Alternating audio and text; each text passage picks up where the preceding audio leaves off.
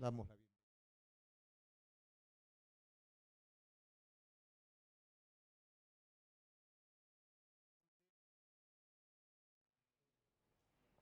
¿Cuántos creen que el día jueves es un día especial?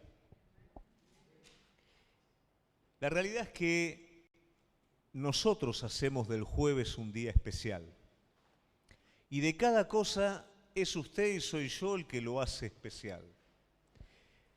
El día martes yo me junto a la mañana bien tempranito con el equipo que ha viajado a África y oramos, ¿no?, por todo lo que el Señor tiene para adelante, porque realmente si Dios va a hacer algo, lo va a hacer por su voluntad y lo va a hacer a través de la oración de cada uno de nosotros. Y Él está comenzando con un grupo allá en Mar del Plata y están en un lugar que prácticamente es una obra en construcción. Está todo tapeado, ¿no?, la parte de adelante, hay andamios en el piso, escombros en el piso. Y me decía, Gustavo, yo no te puedo explicar lo que experimentamos en ese lugar. Buscamos a Dios, el clamor de cada uno se unió en la presencia del Espíritu Santo y no se podía cortar ese momento, ese tiempo. ¿Es el lugar el que hizo algo especial de la persona? No, personas hicieron algo especial de ese lugar. Y este criterio tiene que estar presente siempre en cada uno de nosotros. Es el Hijo de Dios, es el hombre y la mujer llenos del Espíritu Santo los que hacen especiales algo. No es el lugar, no es el espacio. Somos cada uno de nosotros. Y los días jueves siempre lo destinamos desde muy tempranito, desde las 6 de la mañana. Hay gente orando, gente ayunando, buscando de Dios. Después algunos se van a trabajar, otros pueden hacer un ratito, vuelven. Usted tiene un día entero para venir a buscar a Dios. Si en algún momento lo puede hacer, si no tiene un trabajo que le abarque todo ese tiempo, o tiene algún bachecito, o tiene un día entero para hacerlo. Aprovéchelo. Hay lugares en donde hoy por hoy eso no se puede hacer. Y nosotros tenemos la libertad de hacerlo, de hacer del día jueves un día especial porque anhelamos y deseamos con todo nuestro corazón buscar el rostro de nuestro Señor. Amén. Bueno, ¿vieron un poquito cómo quedó la iglesia? ¿Les gusta? El edificio, ¿no? La iglesia son ustedes. Pero ¿les gusta cómo quedó el edificio? Bueno, tenemos una cruz iluminada acá, tenemos la parte de allá iluminada también, que de noche quedaba como algo muerto. Bueno, ahora se sabe que hay una iglesia también, así que entre el esfuerzo de cada uno de ustedes se pudieron hacer cosas lindas, ¿no? Y entre todos juntos podemos poner lindo siempre el lugar en el que nos juntamos. Bueno, aparte del tiempo de ayuno y oración, el día jueves es un día especial porque, como quien dice, podemos ir a los bollos, ¿no? Usted recuerda que Jesús con sus discípulos, ¿qué hacía?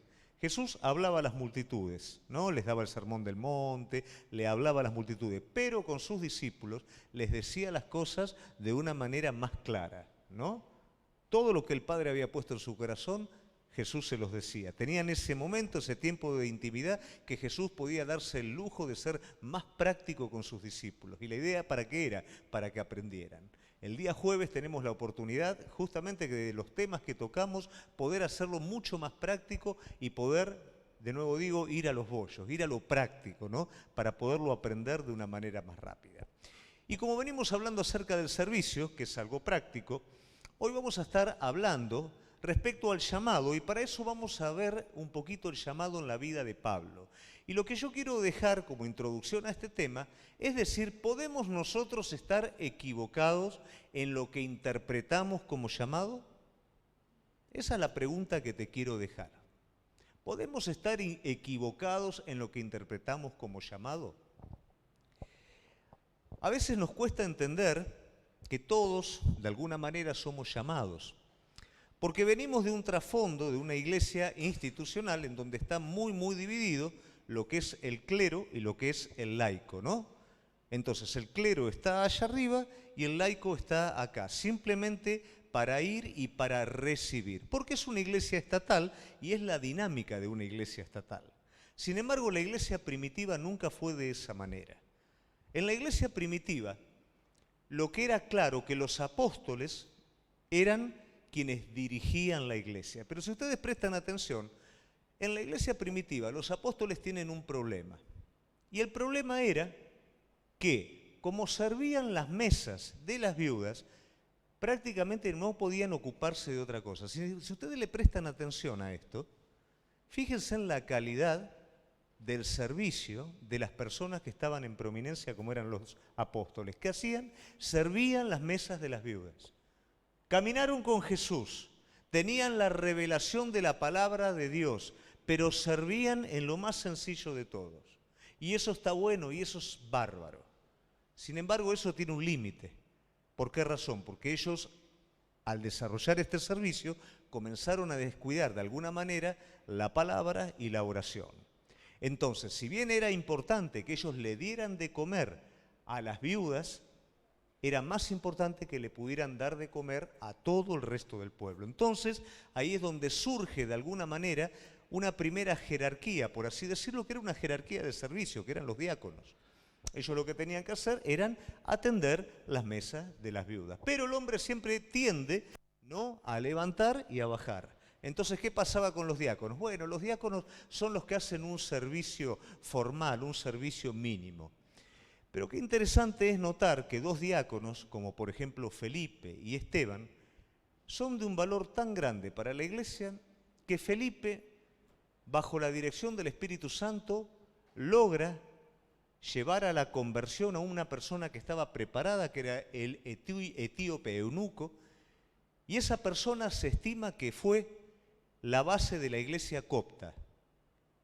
Y Esteban, alguien que prácticamente reproduce la imagen de Jesucristo en su martirio, es a partir del martirio de Esteban donde se desata una persecución, y esa persecución permite que el evangelio explote en el mundo antiguo.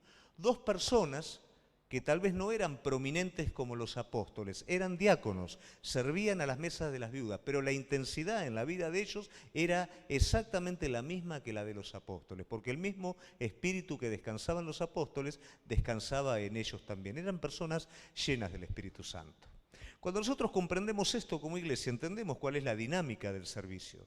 Hoy por hoy incorporamos muchas veces el criterio del laicado, ¿no?, el criterio de la iglesia institucional. Entonces estamos desesperados muchas veces por ocupar un lugar de servicio. Sin embargo, durante todo este tiempo venimos hablando acerca de servicio y de unidad. No unidad entre ustedes, si bien es unidad de cuerpo importante, pero unidad en mi vida, en mi comunión con Cristo y en mi labor al semejante.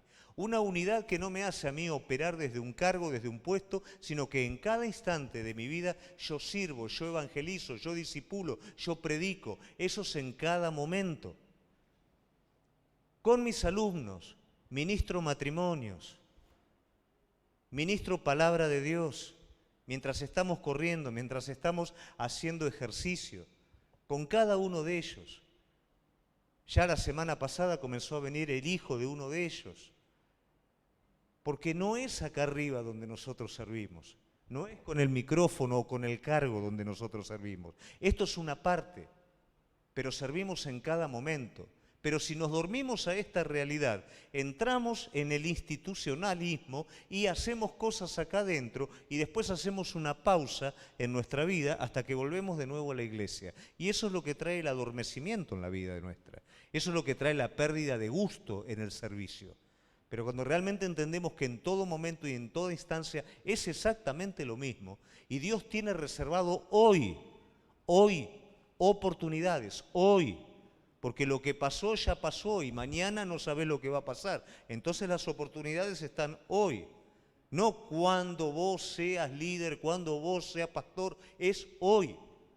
Y si nosotros comprendemos y entendemos esto, como dije al principio, hacemos de todo esto algo espectacular, porque de hecho Cristo lo hizo espectacular. Pero yo no quiero hablar de esto, quiero hablar del apóstol Pablo y quiero hablar del llamado al servicio del apóstol Pablo. Y volvemos con la misma pregunta: ¿podemos nosotros, queriendo servir a Dios, hacerlo de la manera equivocada? La respuesta es sí. Vamos a leer un poquito.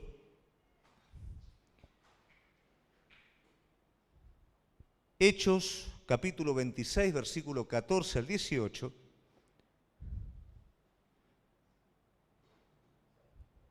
Y vamos a ver lo que dice la palabra de Dios. Hechos 26, 14 al 18. Y habiendo caído todos nosotros en tierra, oí una voz que me hablaba y decía en lengua hebrea: Saulo, Saulo, ¿por qué me persigues? Dura cosa te es dar coces contra el aguijón.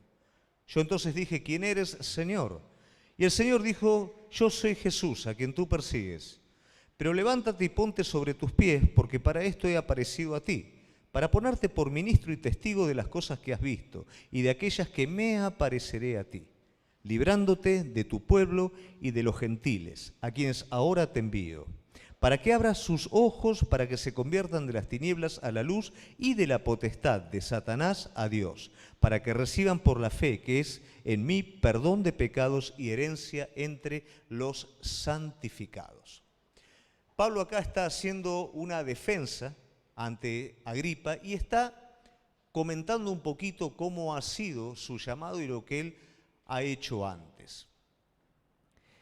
Algo que quiero que quede claro en cada uno de ustedes es el llamado de Dios. Cada uno de nosotros hemos sido llamados no a hacer algo, sino primeramente a ser como Cristo, para que a partir de ahí Dios en nosotros y a través nuestro pueda hacer su voluntad. Es totalmente distinto a las concepciones que yo tengo muchas veces. Yo voy a ser pastor, yo voy a ser misionero, a mí Dios me habló de esto, a mí Dios me habló del otro. Cuando ingresé en el Instituto Bíblico, muchos jóvenes decían tener grandes llamados de Dios, que Dios los llamó a ellos a ser pastores, y yo me sentía un poquito inhibido, porque la verdad yo no sabía que me llamó Dios. Yo sabía que tenía que prepararme, que tenía que predicar, pero yo no sabía si iba a ser pastor, iba a ser misionero. A mí Dios nunca me lo dijo, pero a estos muchachos le bajaban ángeles, habían voces audibles. Yo decía, yo ese circuito no lo tengo, ¿no? Debo estar pagando algo más barato de CCTV porque no lo tengo, no lo escucho. Y me sentía mal a veces, ¿no? Pero en el pasar del tiempo, esas personas iban quedando en el camino. Y todo lo que decían que había no estaba presente.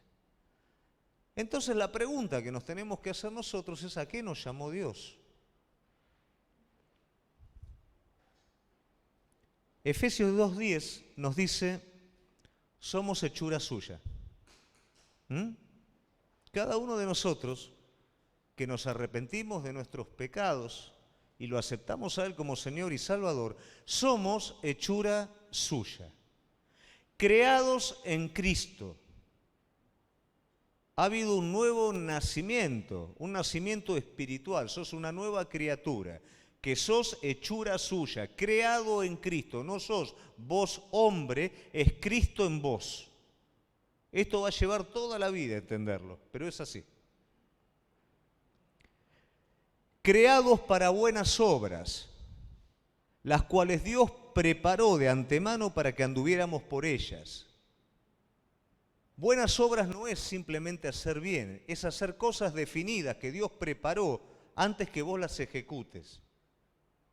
Entonces vos, siendo una nueva criatura a imagen de Él, ¿cuál es tu responsabilidad? Descubrir esas obras que Dios preparó para que vos camines por ellas.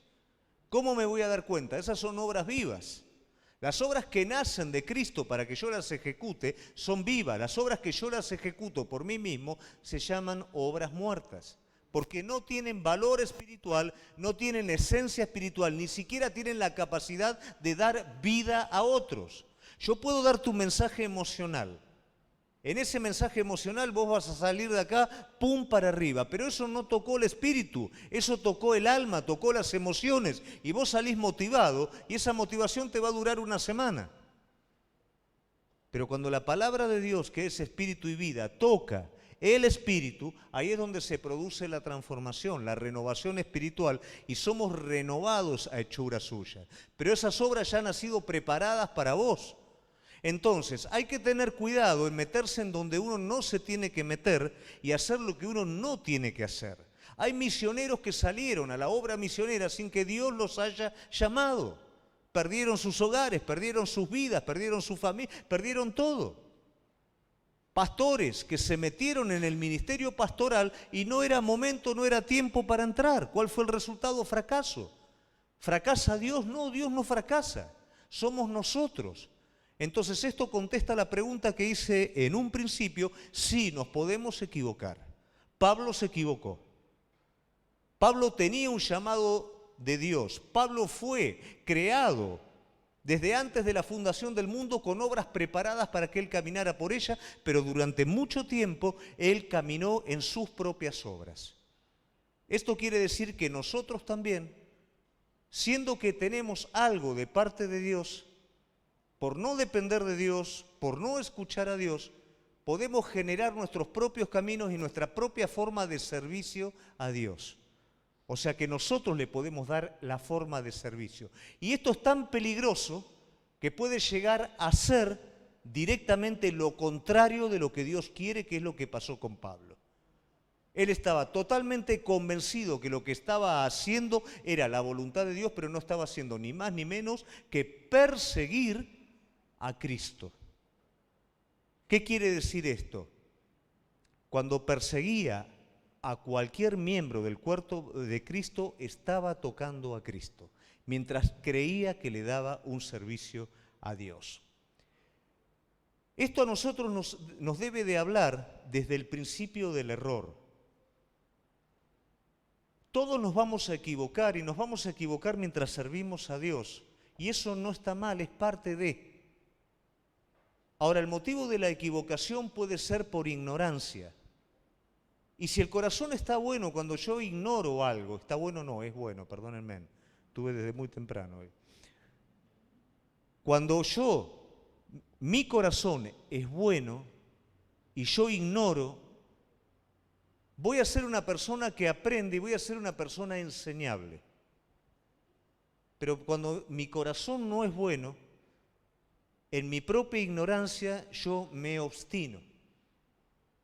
Y una cosa es seguir a Cristo y otra cosa es perseguir a Cristo. Aparentemente parece ser lo mismo, porque la figura mental es voy atrás. Pero mientras sigo a Cristo voy atrás de una manera dócil, dependiente. Cuando lo persigo voy de una manera obstinada y hostil, que es lo que estaba haciendo Pablo. Nosotros, si nos encerramos en nuestros propios criterios de servicio, en vez de las obras que Dios preparó de antemano para nuestras vidas, nos podemos convertir en perseguidores de la iglesia. Te va a parecer demasiado este concepto. Pero si yo me obstino en el error, tarde o temprano, ¿qué es lo que voy a traer sobre el cuerpo de Cristo? División. ¿Por qué razón? Volvemos al principio que te hablé desde hace tanto tiempo, el principio de la unidad. Somos uno con Cristo, somos uno con sus caminos, somos uno con su voluntad. Cuando yo meto lo mío, existe una división. Y esa división es perjudicial. Esa división trae problemas. Esa división afecta a los pequeñitos, a los que recién están creciendo. Cuando yo ingresé en la iglesia, gracias a Dios que el Espíritu Santo llenó mi vida de una manera tal que yo no le hacía caso a todo ese tipo de cosas. Pero había veces que me movía ver personas que estaban en prominencia y que sus vidas estaban divididas y que sus criterios de servicio no eran los que el Señor tenía, sino que eran criterios propios y mostraban claramente esa división entre lo que hacían y lo que era el carácter de Cristo. Y a mí me confundían. Yo era muy pequeñito en el Señor. Y decía, ¿cómo puede ser con tantos años haciendo esto? Cuando de alguna manera influimos de forma negativa sobre los pequeñitos, nos convertimos en perseguidores. ¿Por qué razón? Porque el que lo hace con un pequeñito, lo está haciendo con él. No es que corremos para hacerle daño al pequeño, pero es que con nuestra mala manera de vivir o nuestra manera de vivir dividida, le somos tropiezo. El que recién viene, ¿qué es lo que quiere ver? Que el que hace años es un ejemplo. El que hace años que está en la iglesia es un ejemplo. Ese pequeñito es motivado por el ejemplo de aquellos que están sirviendo de manera esencial, pero también es desmoralizado cuando ve que los que tienen que dar el ejemplo no lo dan. El Señor nos llamó a seguirlo, no a perseguirlo. Cuando imponemos nuestras maneras, chicos, nos convertimos en un Pablo. Y uno dice, ¿no es demasiado extremo esto? No es que Pablo no lo conocía al Señor, Pedro lo conocía al Señor. Y cuando Pedro pone los ojos en las cosas de los hombres, ¿cómo lo llama el Señor? Enemigo. ¿Por qué? Porque no está encauzado en lo que Dios trazó para su vida, está encauzado en sus propios criterios. Nosotros a veces generamos criterios de servicio acomodados a nosotros. Trabajé toda la semana, hice 2 actividades seguidas, entonces esto es lo que doy. Ya entendemos lo que es un asunto de activismo, ya eso ya no lo tenemos ni que hablar porque ya nos conocemos.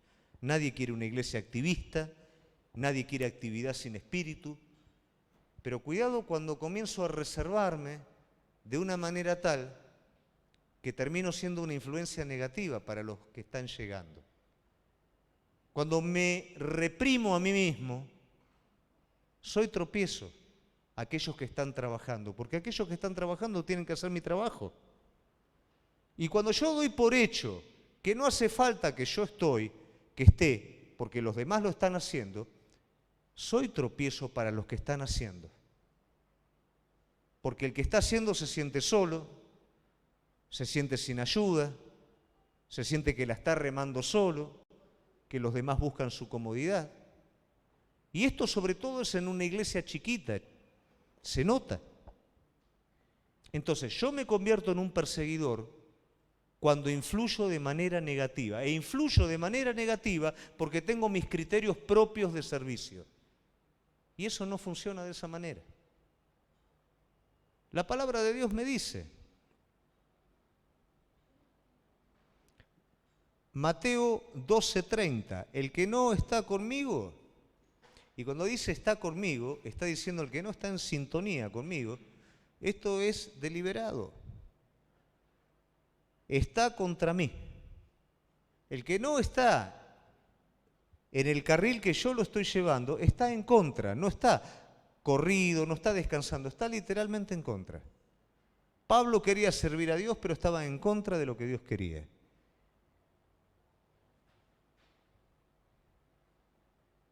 El que conmigo no recoge, desparrama.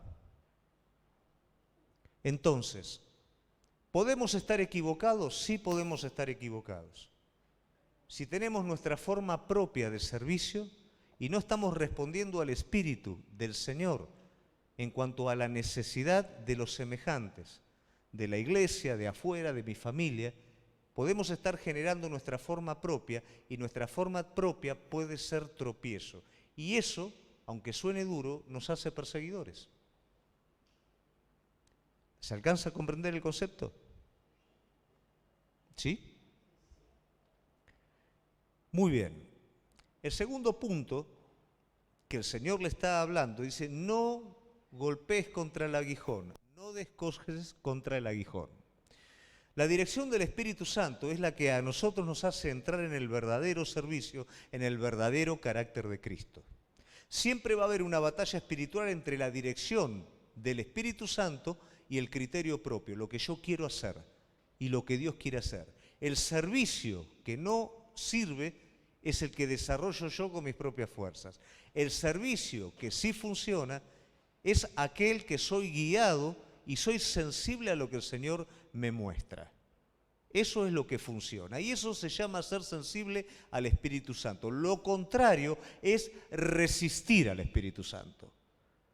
Esteban le está diciendo a Pablo y a todos los que lo rodean, cuando Esteban se pone a hablar acerca de toda la historia del pueblo de Israel y cómo ellos mismos se encargaban de apedrear a los profetas hasta llegar a Cristo, él es claro y categórico. Dice, ustedes lo que hacen es resistir al Espíritu Santo.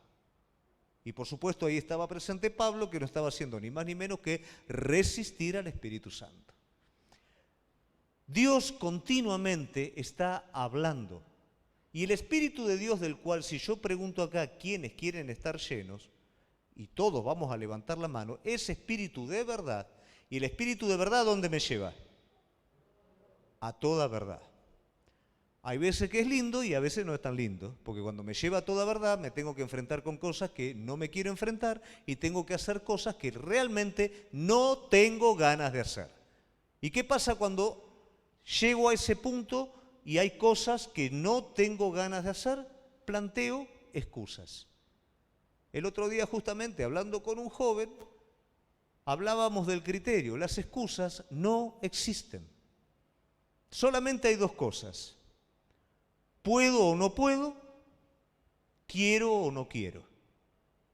La excusa es tapar el quiero o no quiero.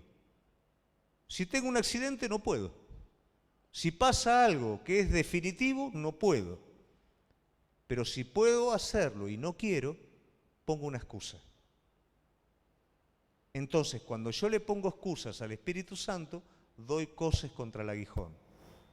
¿Por qué? Porque el Espíritu no soporta la mentira adentro mío. Y cuando yo me miento a mí mismo, sufro. ¿Por qué sufro? Porque hay una desunidad interior.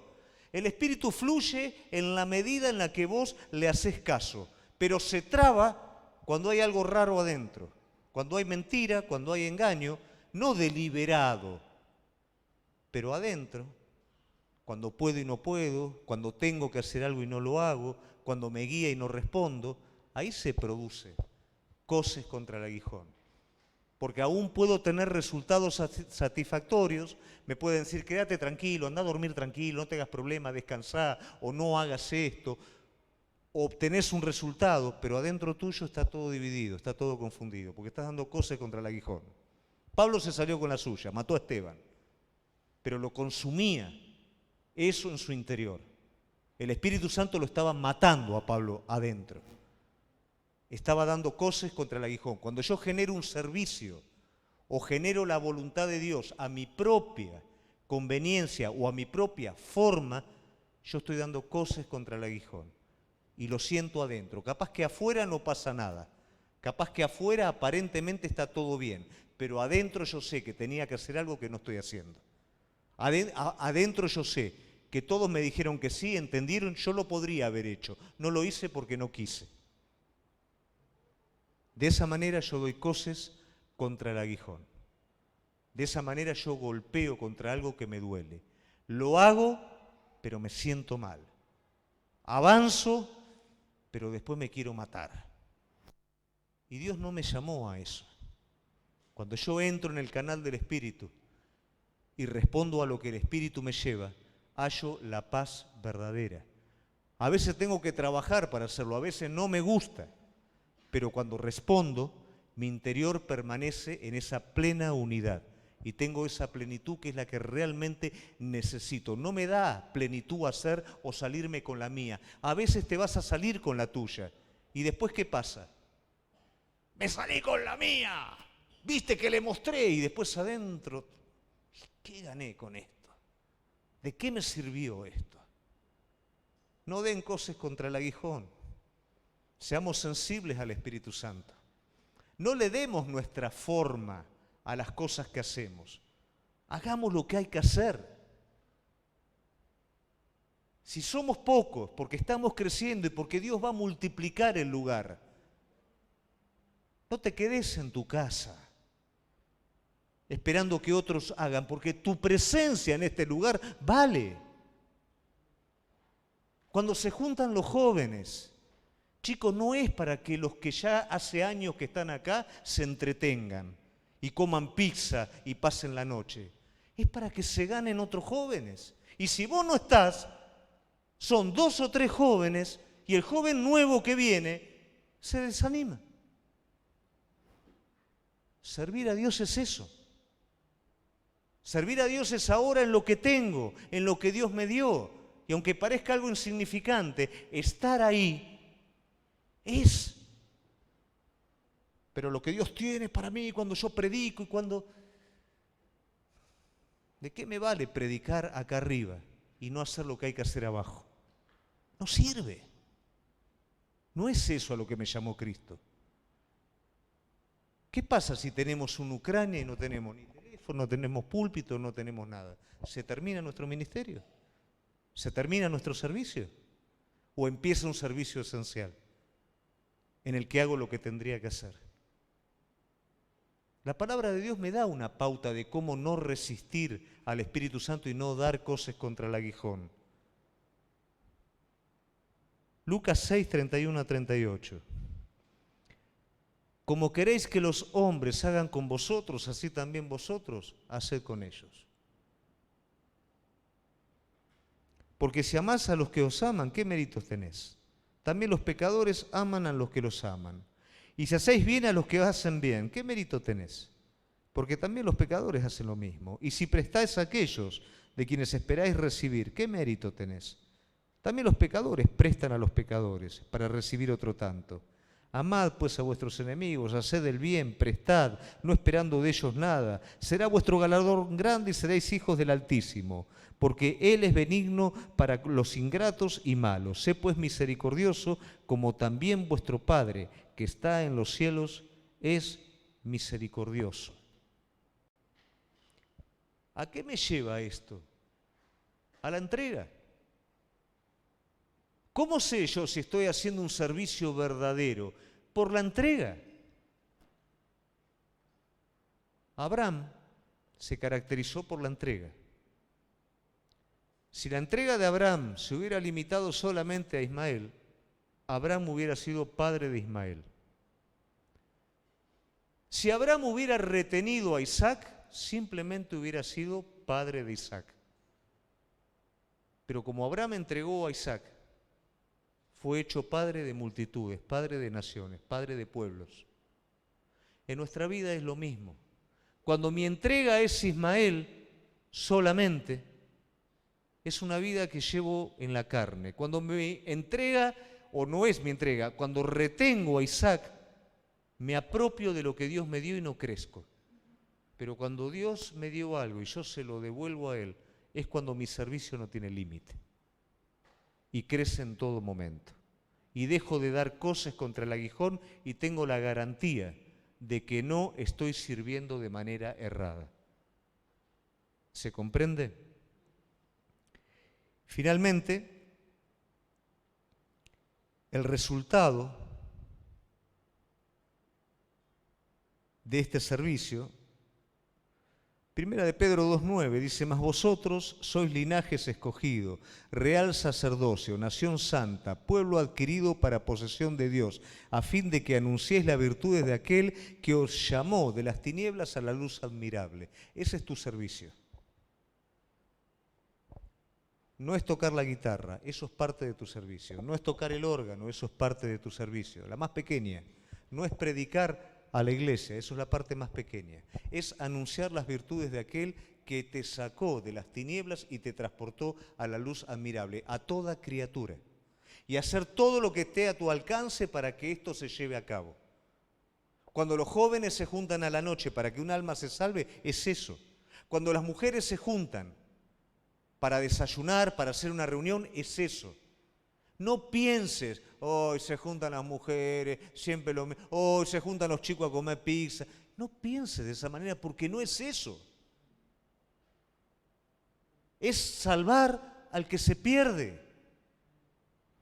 Es darle la oportunidad. Ese chico que vino, son años y años orando por el padre y por esa familia. Y vino. Y sabes una cosa, yo cuando veo que viene, yo quiero verlos a ustedes acá, a los jóvenes. Porque es la manera de contener a ese joven que viene. O a ese invitado que vos traés. Sí, estamos el jueves orando por tu vida, ayunando por tu vida, y viene y dos. Ah, mirá vos, qué lindo. Vos sos parte de todo esto.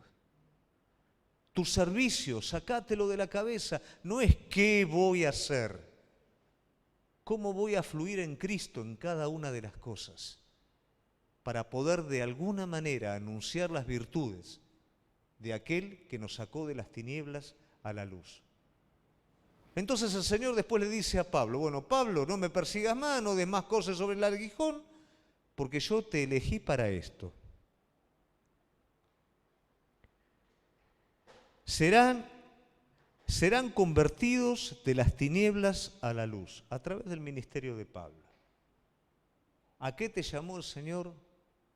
El Señor te llamó a que el que está al lado tuyo, que no conoce, conozca. Para Él un alma es más importante que todo el oro del mundo, y caminar al lado de personas que se pierden, como si nada hubiera pasado y sin que se me mueva absolutamente nada, me está de alguna manera prendiendo una luz roja acerca de mi vida espiritual. Yo a veces le cuento a mi esposa, vengo con un bajón. ¿Por qué? Porque parece que con mis alumnos que doy un avance y retrocedo y parece que se va. Y yo digo, ¿qué hago? O sea, se pierden. Estoy corriendo 1 hora al lado de esa persona y se pierde.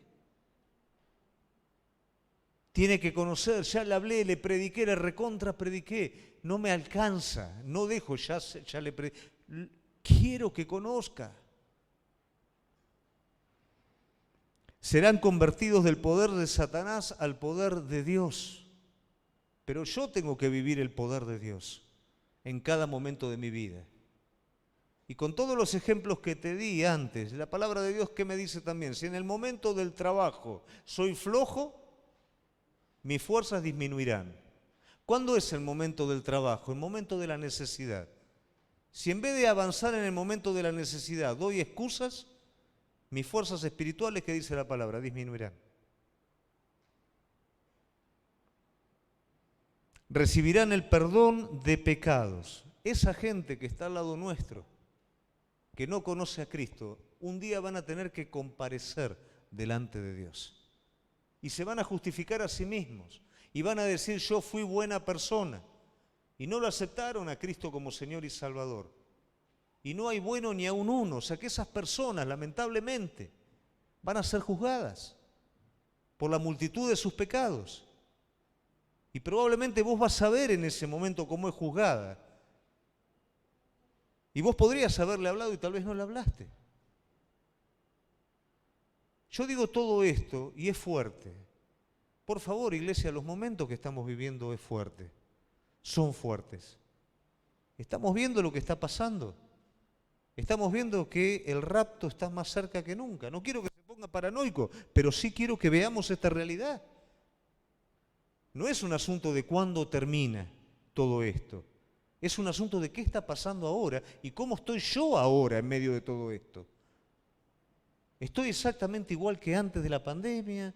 O bueno, ahora pasó la pandemia y ahora viene esto y después que pase esto. Todo esto son señales claras que nos están gritando a despertar. Pablo dijo, los tiempos no son buenos, no es tiempo de dormir, es tiempo de despertar. Y si yo me meto a servir a Dios a mi manera propia, cómoda, y no como Él me llamó a servir, me voy a dormir. Y si doy coces contra el aguijón, me voy a terminar endureciendo de una manera tal que no voy a poder responder al Espíritu Santo. Y si me da lo mismo que lo que yo tengo, que le puede traer a otros salvación, vida eterna, me lo guardo, soy indiferente y vivo preocupado por mí mismo, no estoy bien, no estoy entendiendo.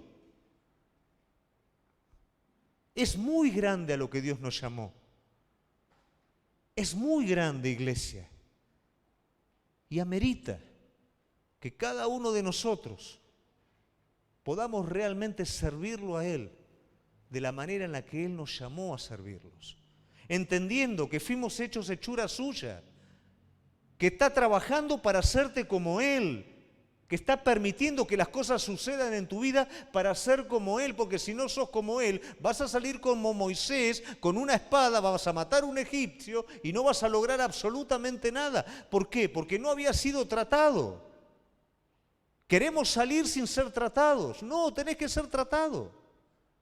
Entonces cuando sos tratado, lo mismo que haces abajo del púlpito, lo haces arriba. Y lo mismo que haces adentro de la iglesia, lo haces afuera.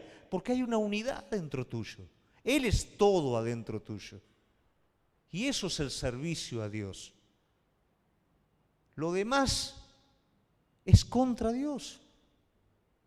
Por más que sea duro lo que estoy diciendo. Servir a Dios fuera de la voluntad de Dios es hacer lo contrario a Dios. Y eso, en vez de traer vida, trae muerte.